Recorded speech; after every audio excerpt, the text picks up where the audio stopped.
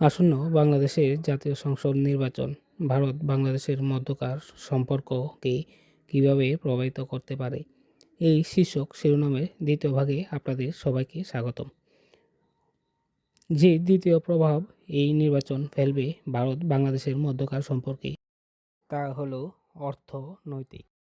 ভারত ও বাংলাদেশের মধ্যে হাসিনা পরবর্তী সময়ে অর্থনৈতিক ব্যবসা বাণিজ্য তলানিতে পৌঁছেছে। ব্যবসা বাণিজ্য হচ্ছেই না এমন না, কিন্তু তা খুবই কম। নির্বাচন পরবর্তী নতুন সরকার ভারতের সাথে বাণিজ্য সম্পর্ক উন্নয়নে মনোযোগ দেবে, তা আশা করা হচ্ছে দুই দেশের পক্ষ থেকে। বাণিজ্য ঘাটতি সমান সমান না হলেও কম করা হবে, এটা আশা করা হচ্ছে। ধীরে ধীরে যেসব নিষেধাজ্ঞা আছে তাও শিথিল হবে।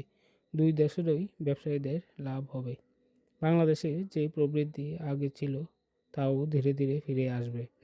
ভারত আগেই বলেছিল যে যেই হারে ভারত প্রবৃদ্ধি করছে, ভারত চায় তার পার্শ্ববর্তী দেশগুলো যেন অর্থনৈতিকভাবে তার সুফল পায়।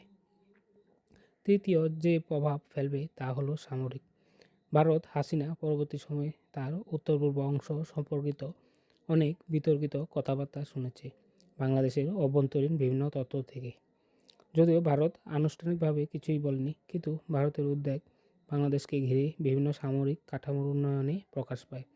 নতুন নির্বাচিত সরকার ভারতের উদ্বেগ কমাবে, সেটা ভারত আশা করছে।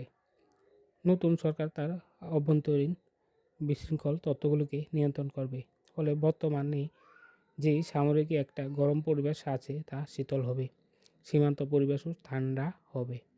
চতুর্থ যে প্রভাব পড়বে তা হলো পারস্পরিক সম্পর্কে।